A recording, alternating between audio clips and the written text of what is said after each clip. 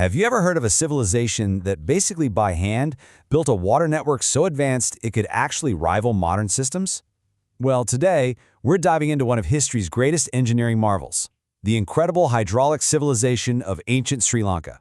And this is really the big question, isn't it? How did people, more than 1,500 years ago, create a system to move and manage water with a kind of precision that still challenges our modern technology?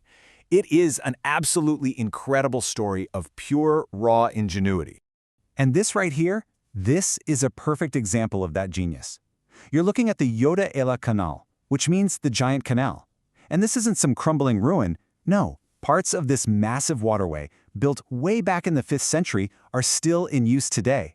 It's a living, breathing piece of history that shows you the incredible scale we're talking about. So why? Why go to such extraordinary lengths? Well, it all starts with the fundamental problem they were trying to solve.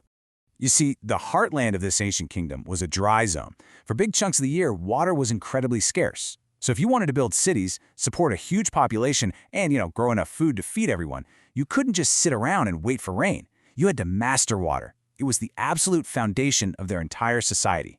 So their first solution was, honestly, just breathtaking in its ambition. You had these visionary kings, guys like Vasabha, Mahasen, and Datusena, who decided not just to manage water locally, but to physically move it across the country. And let's be super clear here. We're not talking about little irrigation ditches. They dreamed up and then actually built a network of massive canals. I mean, these were essentially man-made rivers, designed to carry water from the wet parts of the island to the dry parts where it was so desperately needed. Okay, let's go back to that Yoda Ela we saw a minute ago. It was built by King Datusena to get water from a huge reservoir all the way to the capital city. So, how far do you think that is? A staggering 54 miles. And get this, in some spots, this ancient canal was 40 feet wide.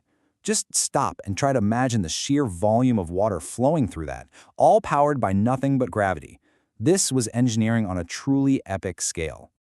So how on earth did they pull it off? The real genius wasn't just in the size, but in the incredible, almost unbelievable precision of the whole thing. It all began with structures like this one. It's called an cut, which is basically a dam built across a river. This one here diverted water from a major river and fed it right into the canal system. This was ground zero, capturing the water before it just flowed out to sea.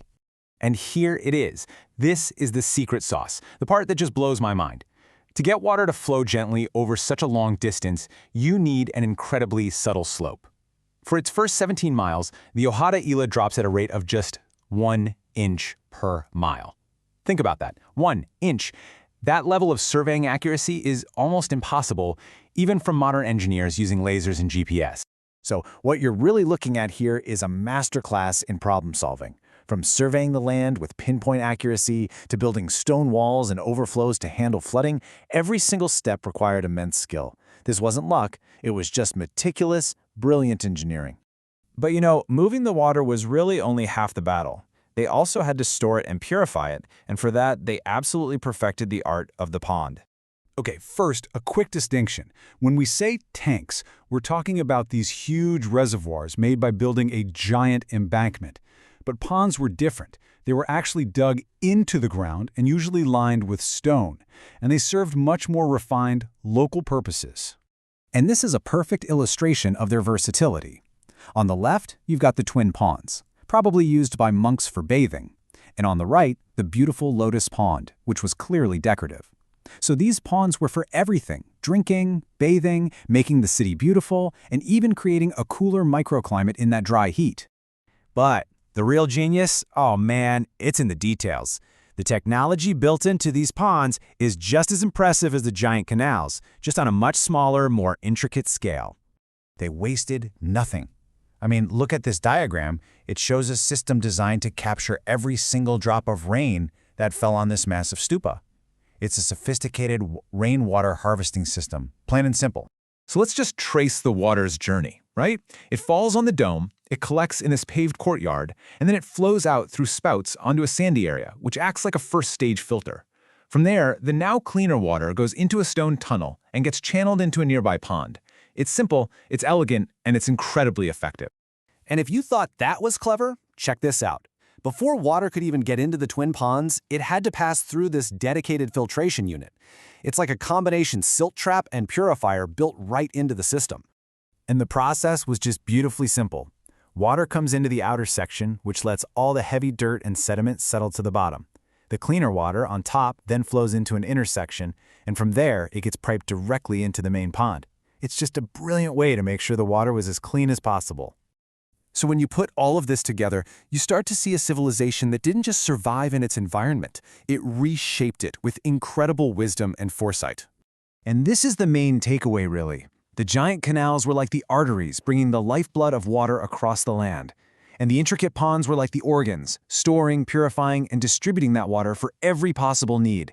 It wasn't just a bunch of random projects. It was a complete, integrated, and sustainable system. And that leaves us with one final, and I think pretty crucial question for our time. As our modern world is grappling with droughts and water shortages, what can we possibly learn from these ancient masters? They figured out how to create a water-rich society in a dry land. The answer might not just be in some new technology, but in the timeless wisdom of working with nature, not against it. It's definitely something worth thinking